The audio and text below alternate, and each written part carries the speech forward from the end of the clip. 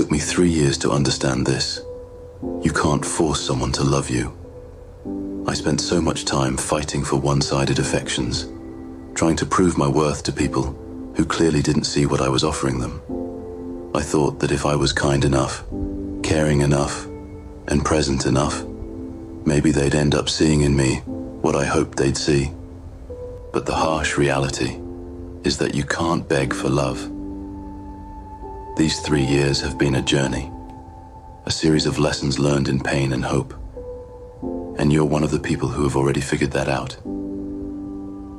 I finally understood that love has to be reciprocal to be true. It has to come naturally, without you having to overexert yourself or lose yourself along the way.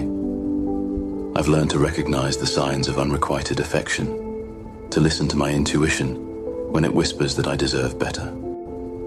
I've realized that my self-esteem doesn't depend on the approval of others.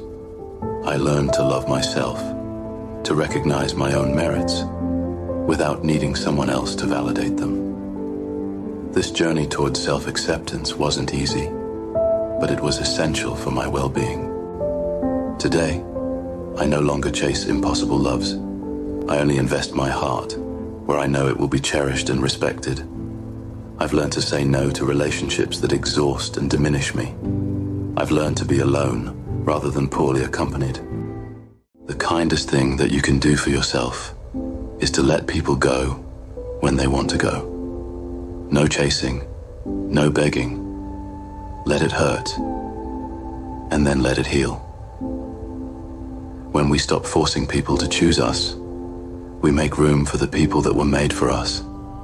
Allow yourself to embrace the natural flow of relationships. Understand that not everyone is meant to stay in your life forever. By letting go, you respect their journey as well as your own. It creates a space for mutual respect and genuine connections. Trust that the right people will come into your life at the right time. Focus on self, growth, and nurturing the relationships that are reciprocated. In this way, you cultivate a community that truly values and supports you. Remember, every ending is a new beginning in disguise.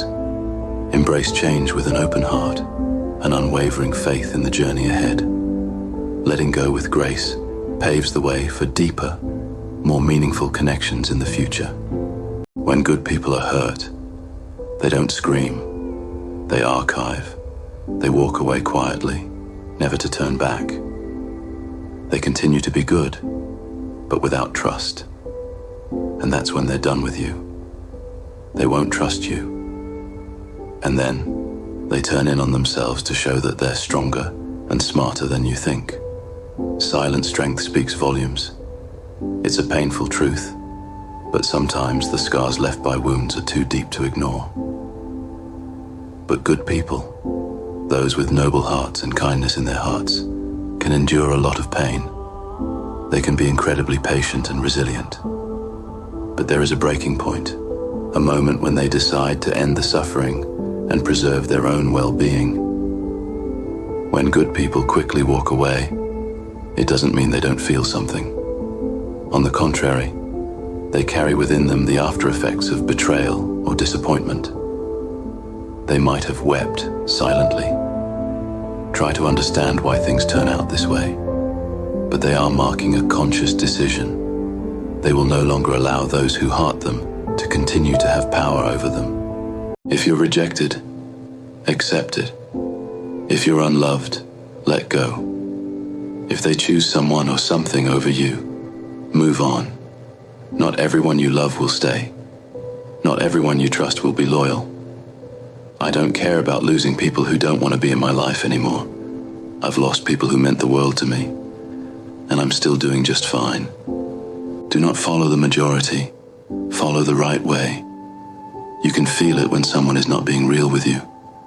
Energy never lies. Always speak how you feel, and never be sorry for being real.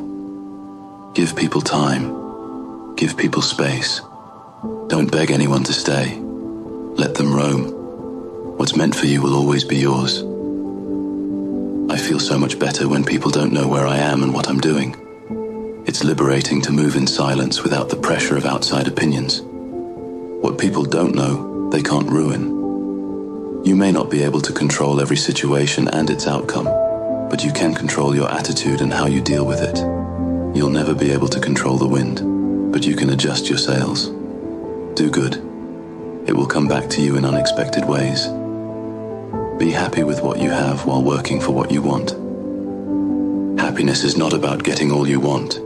It's about enjoying all you have. If you concentrate on what you don't have, you will never, ever have enough. And before I give you the most important last advice, if you have watched this far, drop a 100 in the comments. It shows you're a part of the 1% who actually finish what they start. And now, most importantly, remember this. You have to know that some things have to end for better things to begin.